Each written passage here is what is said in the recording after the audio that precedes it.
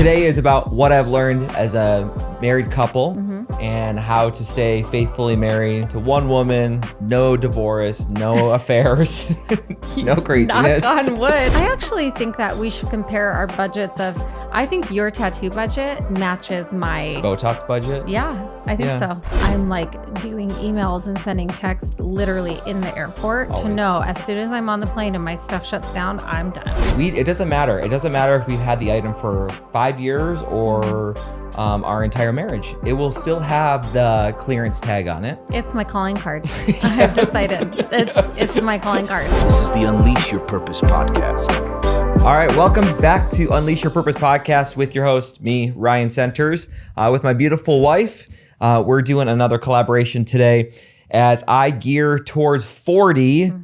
This weekend, we're going with some friends and family to celebrate in Mexico, and we're super excited. You've been planning it all the last 2 days. Oh, no, I've been planning it for a long time. Thank you very much. Yes. And your birthday is in 3 days. You turn 40 in 3 days. I was thinking this could be what we've learned as 40 together, but you're not. I said no. I am not turning 40. I haven't reflected on my 40th year yet. Oh, I have. And so, yeah, this is your reflection, but I'm joining in as we've been married. Yes. 17 years.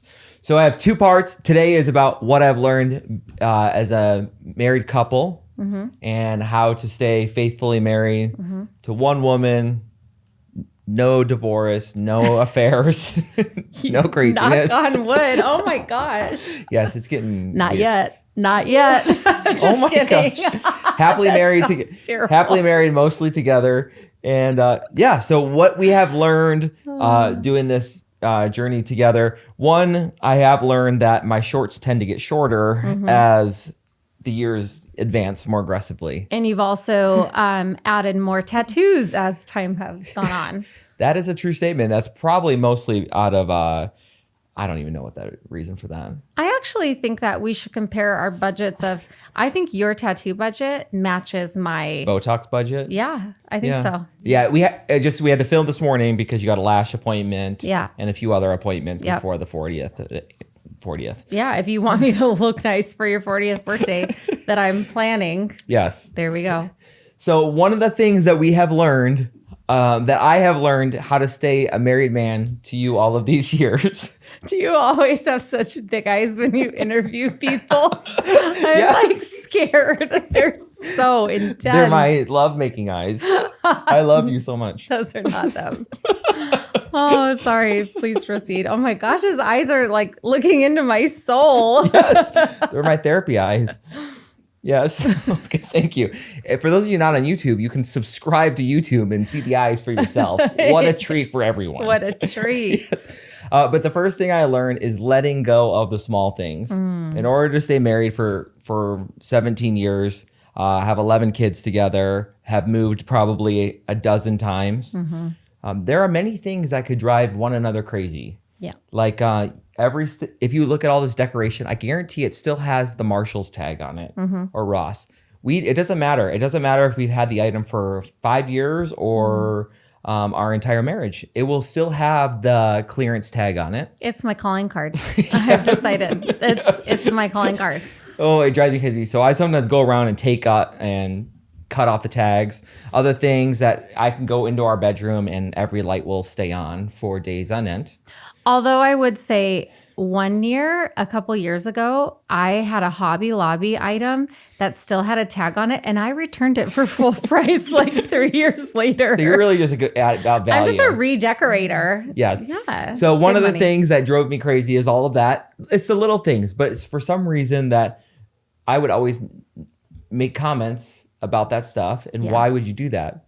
Or like dinner, like when we go to have dinner with the kids, that sometimes there wouldn't be enough food because all of these kids, like yesterday.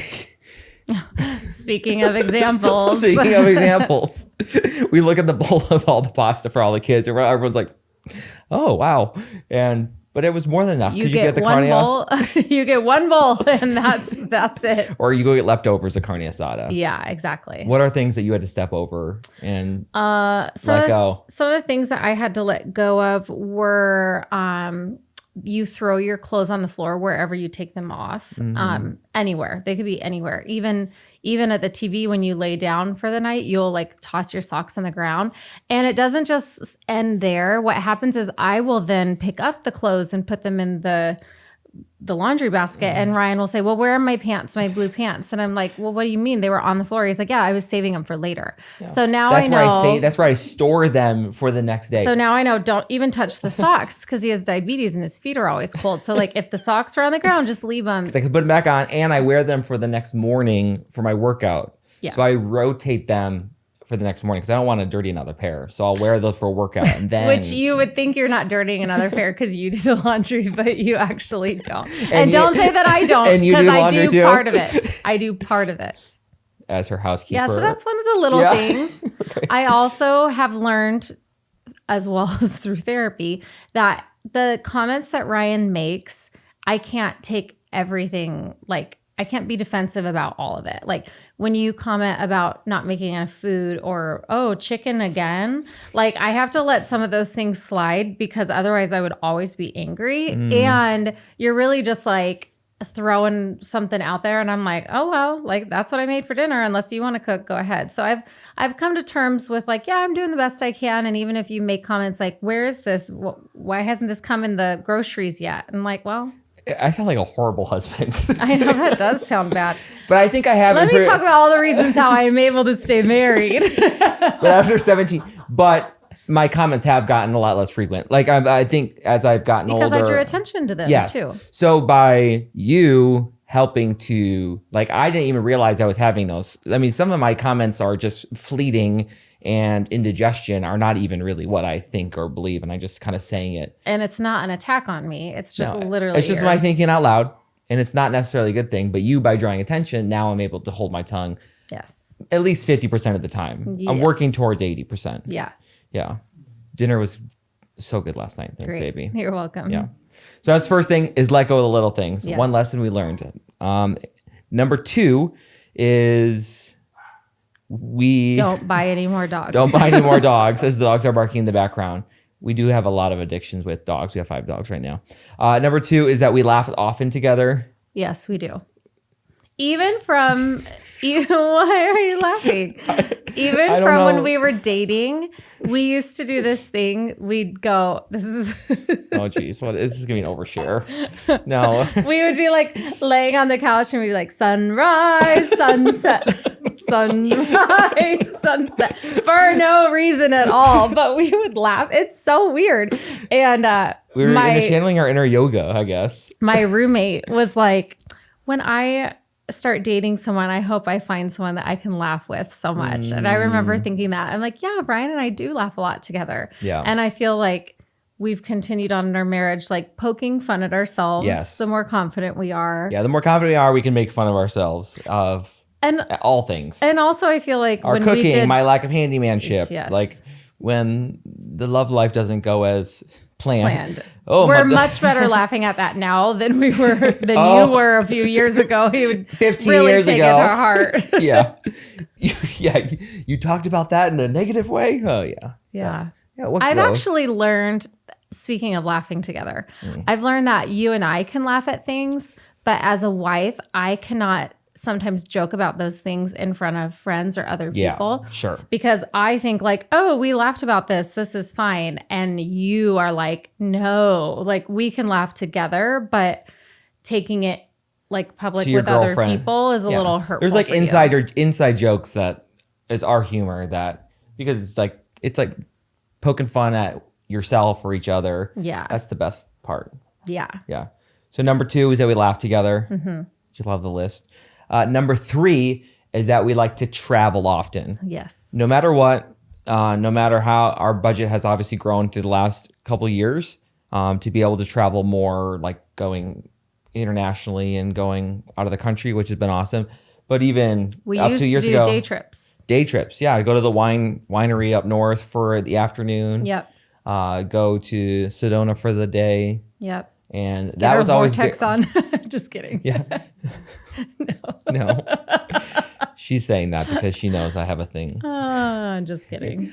So So yes, it's being able to make sure we travel together is really an important thing for us. And I think that everyone says make sure you date each other. And I do think that's important. We don't really do a good job at that very much. I think we find things to do together that kind of count.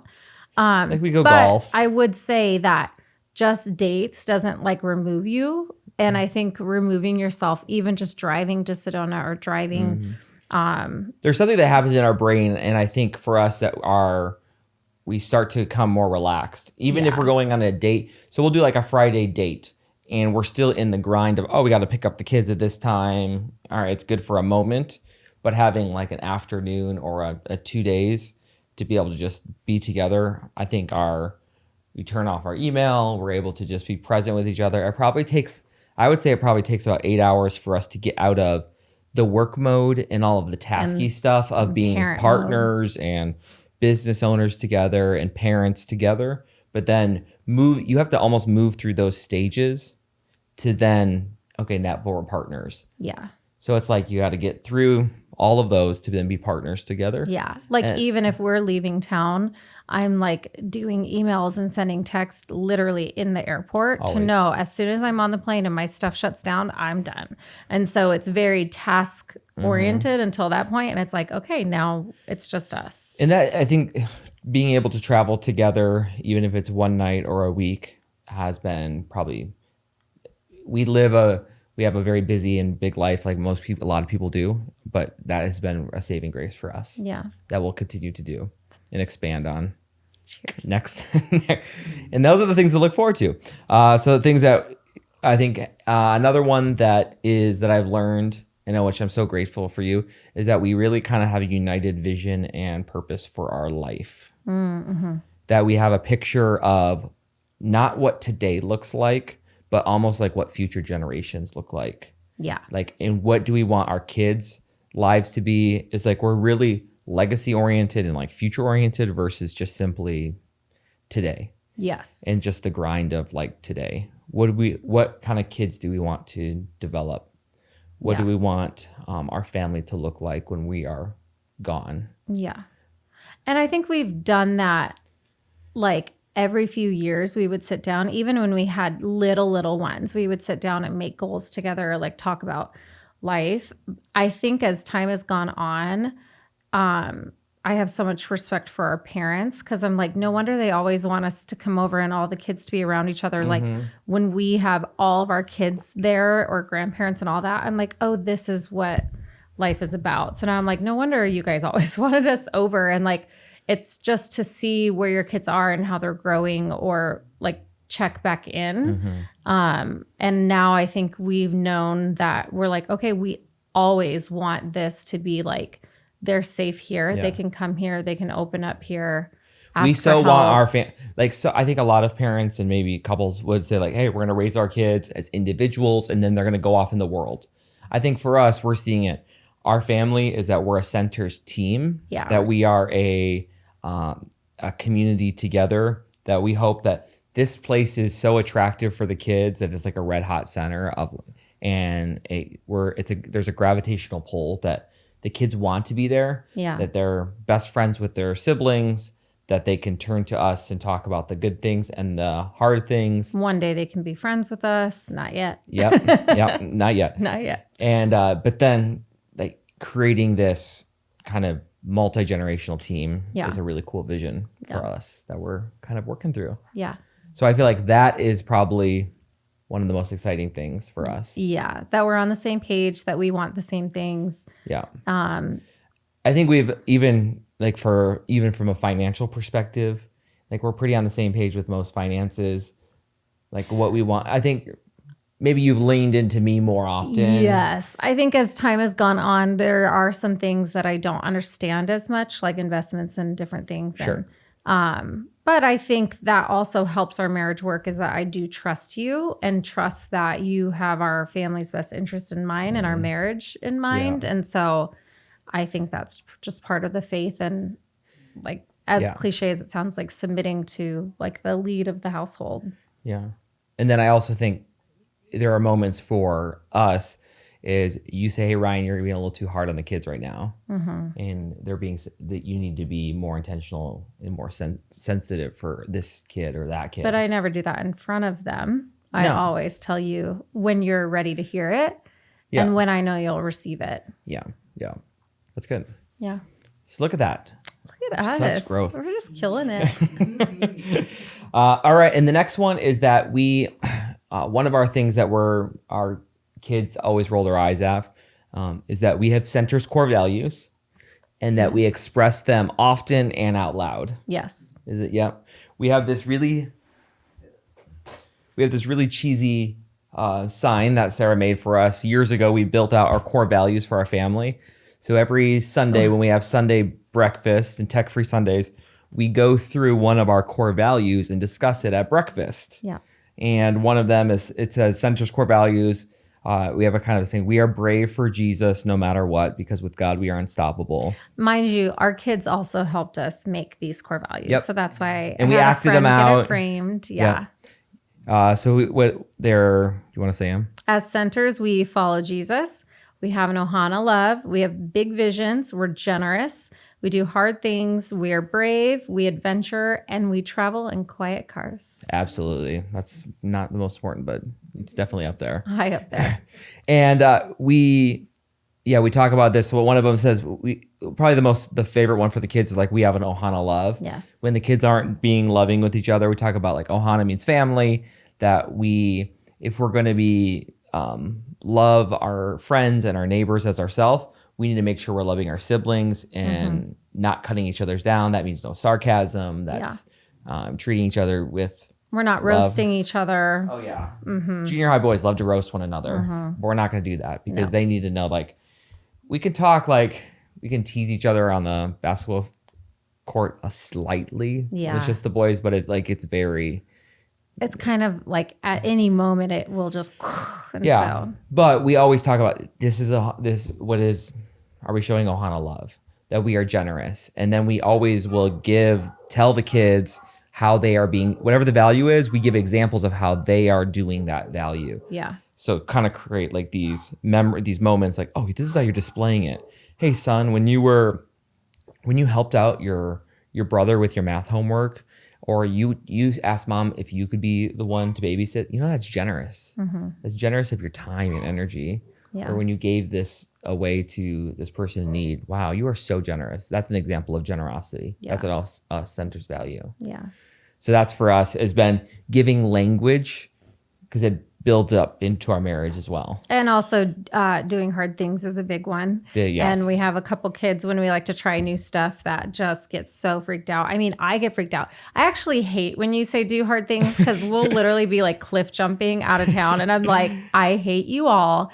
Please do not make me cliff jump again. And guess what? I have to do it because Senters do hard things. And then the kids say, Mom, Senters do hard things. Yeah. And then they guilt me into it and I do it. It's and the best fine. guilt trip ever. But yeah. When they guilt you with a core value. Yes. It's awesome. It's also like them learning how to play a different sport and things like that they've never done before. They say, oh, wow, that's do hard things. Yeah. Yeah, that's great. All right. So so definitely our core values is a big one. Another one that I wrote down is that we pray together. That's kind of been a saving grace for our family. We could probably do it more frequently. Yeah, I definitely think we could do it more, but we do pray together, yes. Yeah, at least, yeah. I know some couples that do it like every single morning together, every single night. By the end of the night, I'm so tired. But like if we get 2 prayers in as a couple, away from the kids, that means where our souls and our hearts are connected. Yeah. That's like the most beautiful thing. Yeah. Yeah, when you pray for me, that's like where it's healing for me. Oh, do you want to pray right now? Maybe after. Okay, I have 2 more. Is therapy is a good thing. Yes. Yes. So we've done 2 batches of marriage counseling. Yes. The one was about 4 years ago, was marriage therapy that turned into more individual therapy for myself. Yeah. And now it's marriage therapy turned more individual for you. No, it wasn't. I was like, whoa, I was already doing individual things so much. So yeah, now we're finishing up on our marriage therapy this batch around after transitioning the kids into our home and kind of a big life change. Yeah, I would say that without therapy, some of the big choices that we make would be much harder. And like, I think we make these big choices and like, we know where our heart is and it is a good choice. But I think the aftermath or the grieving of what was or what's coming or knowing that we have this 2-year-old all over again. It's like being able to process through some of that and like with someone else has been so helpful. And like confirming that we have a good life. Yeah. When in the therapy, it's always like, we are aligned so much on our vision and values. Yeah. But I think as time goes on and you kind of have these internal dialogues in your head that I'm not good at expressing that in my head. I'm good at expressing things, but not necessarily the deep things. Yeah. That I'm still kind of working through. Yeah. So those. And I would say the same for me. I bottle it all down. Oh, she's a stuffer. I'm a stuffer. Yeah. So having time to be able to understand and have compassion. Because it really, I think, has developed more compassion for each other. Yeah. That man, I can't believe you felt that way. That like breaks my heart. And I don't want you to have to feel like that. Yeah. And then, it just really like brings you closer because you're like, you see the other person more. And something I would say too is that you used to say is that you would always say like, well, we have a great marriage compared to this marriage or that marriage or this marriage. I love a good comparison. Like, stop comparing because I don't care I know that we already have a good marriage, but I think everyone can work on their marriage. So our marriage can get better. We can only compare it to what we want and what we know and what our kids deserve to see. Yes. And our family doesn't look like a lot of families. So that was my one thing is like, we do have a good marriage, but it doesn't mean it can't be better. Yeah. And I think 1%, the bigger our life and the more, when I say bigger, like the more kids, the more responsibility, the more influence, the more intentional we have to be with our marriage. Yeah. So for us, it was finding the hour and a half once a month to go talk to this lady and doing the stuff, doing the hard things and having to talk about those things. Yeah. I feel like I'm telling her next time she watches podcasts, I feel like I'm ready to graduate. Yeah, we're seeing her today, and I'm like, I don't think I'm going to cry this time. Well, I am getting my lashes done, so I'm definitely not going to cry after. However, I think we're almost graduated. Oh, yeah. However, I would say that doesn't mean we're not going to end up back there at some point. And I think that's okay. Like, it's a continually working on yourself. Yeah, I actually told one of my staff teams we're developing a new program at work, and it's brand new. And it was like when I was getting my dissertation, don't want to bore you, when she had, what we say is like when you're doing research, it's called this iterative process. You're constantly having to evolve and change and learn and do new things. And I think in marriage, we're like constantly learning and growing. And if you ever have arrived, then you're probably missing the mark. And also, we're not the same people we were when we were 22 and just married. Our goals have changed. Our vision for our life has changed. Yeah, a lot has changed and we have changed. And I think that people forget that you have to grow individually, but if you don't grow together, you're going to be apart. Yeah, there's this cliche of like, you're an individual, as long as sometimes you feel like you're running two separate tracks. And as time goes on, you can be kind of running the tracks. And it's like 1 degree separation can like end up being like 5 years later, you're just roommates in a room.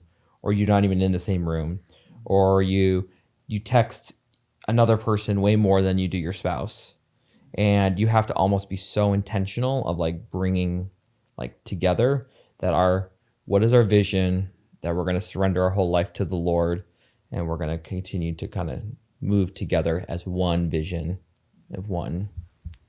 Yeah. Yeah. Did I bore you with my lecture? I was just about to yawn, but I held it in. Oh, she's used to this. And the last one, just like sex is like fine wine. It gets better with age. Yes, it does. Yeah. So I think that it's a learning process with a married couple's sex life. I think in the beginning there was a lot of insecurities, especially for me. Am I doing this right? Am I making the right moves? Am I satisfying? All the things that can go through your head that can lead you astray. I think as you communicate that and as you get closer, it just gets better and better. Yeah, I would say that there are times like when you're younger, you have this vision. It's like this glorious thing. And I'm like, oh, it is glorious, but it's also like complicated. Yeah. Or it takes a lot of communication. A lot of communication. And also like at times there's going to be some dry spells, like not dry spells, but like, okay, this is a busy season. So maybe I'm not getting twice a week. I'm getting it once a week. And then I have to remind myself, like there's been times where you've had to say like, we're not this age anymore. Like, we're not young anymore. We're not. Like at 8, after like getting it on after 8 p.m., that's a very low chance. Yeah, it is not going to be going. But like things that we've learned, mornings are great. Friday afternoon dates are great. Kids at school. Having your bedroom far away from the kids. Great. Vacationing alone a couple times a year. Vacation sex is the best sex. If anyone wants to argue that, we can argue. I can make a whole podcast on that. But I won't because it's inappropriate. It has been really great. And I would say within our marriage, you're open to trying things and all this stuff. And we're very vulnerable with each other. Yep. And we communicate, we laugh. Mm-hmm. You never thought you would laugh during sex, but if you can laugh during sex, that's good. I got the diabetes, and sometimes my blood sugar drops, and that means everything drops. So we have to start over. We got to do a refresh. We got to do a reset. But and it's like, I need my orange juice, baby. I need my orange juice. But the centers do hard things, and we push through. We persevere. Yes. And it takes a minute, but you know what? We do hard things. Yes, we do. And it always works out. I also love hard things. Just kidding. Oh, yes, you do. So, yes, it does get better with age. And laughing about it and communicating. We've had couples that can't even talk about how frequently they want to do it. Yeah, and actually, I'm always really sad when I hear about people going months without having sex because I feel like or even more than a week. The way God designed us is just that's part of marriage and is important for our bodies scientifically. Like there are so many benefits to it. And when we feel disconnected, sometimes I'm like, we just got to have sex. Yeah. And that just, it's like everything. Cure. Like if I can get a workout in and then sex, man, I am the chillest person in the world. Or if I'm really irritated for a couple days and then you're like, I know what you need. Don't you dare say what. Okay, I was going to say. I'm a doctor. The doctor's in the house. Oh my gosh, you're so funny. But what are the 5 things you say on vacation, the 5 S's that are like your core? Sleep, sex. Shit. Shave, I don't know. Shave and shower. Oh, shower, yeah. If I do those every morning, I feel good. Well, not every morning. On vacation. Yeah. Oh, on vacation, yes. Yeah. Yes. So, yes, sex is like a fine wine. It gets better with age, but you got to communicate and express and share your expectations, laugh with each other. No, it's not going to always be perfect, but it's worth putting the work in. Absolutely. Because it's a good drug. It's our drug of choice. Yes. Yes. A natural drug. Yep. So 17 years in, let's do this again at the next 17 years. Because this is an awkward time, but be 40 and you look good for 40. I'm not looking as good as you. 3 days. I know. I told you. Okay. I need to do a poll because I really think that you should get Dysport or Botox on your lines right here on the side for your 40th. Right here.